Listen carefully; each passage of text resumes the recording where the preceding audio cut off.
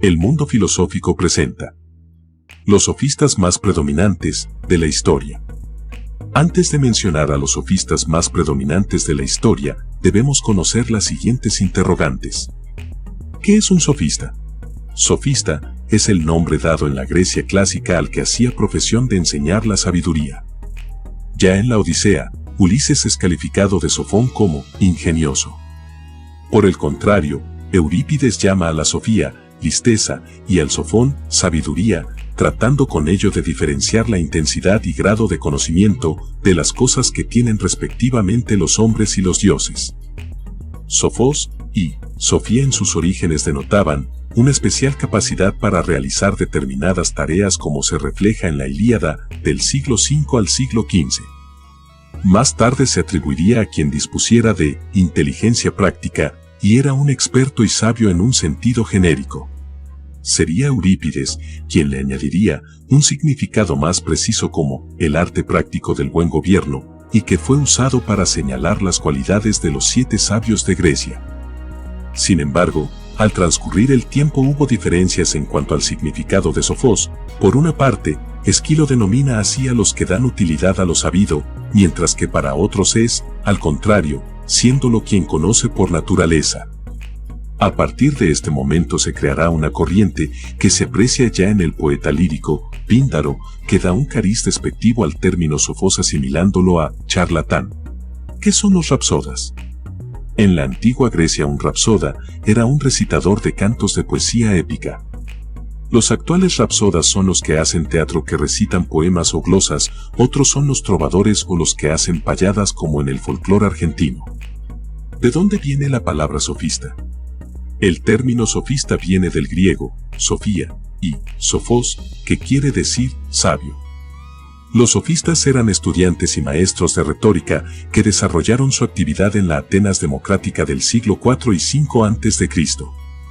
Se enfocaban en el relativismo, la naturaleza, creación de leyes, la moralidad, conocimiento del lenguaje, la concepción gnoseológica constructivista y el escepticismo respecto al valor absoluto del conocimiento. Su filosofía se conoce a través de fragmentos y testimonios de Platón, Aristóteles y Flavio Filóstrato. Los filósofos de la naturaleza, Fisis, o los presocráticos, habían elaborado diferentes teorías para explicar el cosmos, el universo y sustancias. Mientras los sofistas y el filósofo Sócrates van a cambiar el objeto de la filosofía. Ahora, el tema de reflexión es el hombre, nomos, y la sociedad, polis. Los sofistas fueron considerados como aquellos intermediarios entre las ideas filológicas expuestas en la literatura anterior y lo contemporáneo. Al igual que los rapsodas eran viajeros, conocían diferentes culturas, totalmente distintas a la griega. No fue hasta que con la expulsión persa se asentaron en Atenas. Curiosamente, los rapsodas que luego se convirtieron en discípulos sofistas. Por lo que se plantearon problemas referidos a las costumbres y las leyes. Así surgió la idea de relativismo. La verdad era lo que opinase la mayoría, por lo que pasaron de enseñar sabiduría a oratoria. La opinión como criterio de verdad, ya que afirmaban que la verdad objetiva no existía, postura criticada por contemporáneos como Sócrates. Los rapsodas en la ciudad se dedicaron a enseñar poesía épica y arcaica junto con teoría filológica existente e interpretaciones a sus discípulos. Sin embargo, su mayor foco de interés fue la épica homérica. La intención aspiraba de aprender de los grandes escritores del pasado y perfeccionar sus legados. Iban de ciudad en ciudad enseñando a ser buenos ciudadanos y a triunfar en la política. Por otro lado, los sofistas fueron los primeros en reflexionar acerca del lenguaje. El arte de hablar en público, la retórica, era esencial en la democracia griega, donde los ciudadanos participaban constantemente. Las enseñanzas de los sofistas tenían un fin práctico, saber desenvolverse en los asuntos públicos. Fueron los primeros pensadores que cobraron dinero por sus enseñanzas, también fueron los precursores de la pedagogía e inventores a su vez de la educación en un entorno artificial. Característica de la civilización occidental, en lugar de la tradicional formación griega impartida dentro del medio social de los adultos. Durante los siglos IV y V, aún en la cultura griega, había una resistencia a la transición de la literatura como lenguaje oral a la escritura. Sin embargo, los sofistas lo utilizaron mucho para plasmar sus ideales. Este acercamiento a la escritura convirtió a los sofistas en figuras destacables en Atenas, ya que solían componer textos dramáticos de tragedia, los cuales, aunque su finalidad principal era ser representados en el teatro de Dionisio, también podían leerse en libro. En el gobierno de Euclides, en el año 403 a.C., el alfabeto jónico, proveniente de la escritura en Jonia, se popularizó en Grecia y se adoptó en Atenas en textos literarios y documentos, posiblemente por la influencia sofista, ya que muchos provenían de esta región. Por otra parte, los sofistas también realizaron trabajo como copistas en la época, ya que a sus discípulos tenían que brindarles los escritos de grandes obras. A su vez, también aprovecharon el medio para distribuir sus escritos para la enseñanza práctica. Los sofistas realizaron una gran labor filológica y lingüística, como la categorización de verbos y sustantivos, análisis gramaticales de palabras, interpretación de significados, práctica correcta de la sintaxis, distinciones entre palabras, correcciones textuales, tipos de oraciones, uso de género y terminación de palabras, entre otros. ¿Cuáles son los principales sofistas? Número 1.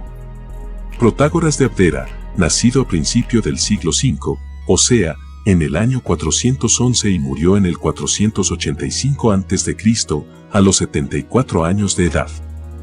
Apareció en el diálogo Teeteto de Platón, donde se menciona la frase: el hombre es la medida de todas las cosas, de las que son en cuanto que son y de las que no son, en cuanto que no son. Tal expresión habla de que la ley, hombre, o nomo, es una convención y por esto puede ser cambiada según el interés de cada comunidad humana, mencionando que los únicos jueces en los que hay que creer son los hombres por mayoría. Protágoras también opinaba sobre los dioses diciendo: respecto a los dioses no puedo estar seguro de si existen o no, ni qué aspecto tienen, porque hay muchas cosas que impiden el conocimiento seguro, la oscuridad del tema y la brevedad de la vida humana. Protágoras fue un defensor de las costumbres, aunque desconozca si realmente existen los dioses. Sí, defiende que sean venerados como producto de la voluntad de la mayoría. Tuvo interés en desarrollar el escepticismo en relación con el conocimiento humano y el relativismo moral, aludiendo a que se trata de una convicción. Se le acredita como el profesor de la virtud, conocimiento y habilidad para el éxito según los sofistas. Número 2. Gorgias, nacido en el año 375 y murió en el 483 a.C., a los 108 años de edad. Fue conocido por su interés en problemas estilísticos. Fue discípulo del filósofo y poeta Empédocles. Su principal interés fue el de enseñar retórica a sus discípulos. Escribió 2 obras, la primera, Elogio de Helena y Defensa de Palamédeses, en las cuales proponía una nueva prosa. También se interesó por el teatro trágico. Se cree que este sofista influenció al famoso Aristófanes, según una referencia en su escrito Las ranas. Gorgias era un defensor del escepticismo totalmente. Escribió sobre la naturaleza, o el no ser, mencionando 3 frases: nada existe, si existiese no se podría conocer, y, si se pudiese conocer, no se podría comunicar. Las frases se convirtieron en un ataque directo para Parménides de Elea, como la frase que dice nada existe, en contra de la frase el ser es y no puede no ser. Parménides se da cuenta ya que su frase no tiene sentido, porque Gorgias logró demostrarlo. Los discípulos de Gorgias más reconocidos fueron Isócrates y Alcidamante. Isócrates fue un gran orador y maestro de posteriores generaciones, sin embargo, aunque tenía gran aprendizaje en la literatura, se inclinaba más por el hablar bien. Mientras Alcidamante seguía más la línea de los rapsodas en la oratoria, una manera más improvisada. Número 3. Hipias de Elide, nacido en 399 y murió en 443 a.C., a los 44 años de edad, se dedicó a la investigación de antigüedades, que podría ser la primera tentativa de poner en fundamento la cronología griega centrada en prácticas culturales que pudieron influir en los hombres de diversas regiones.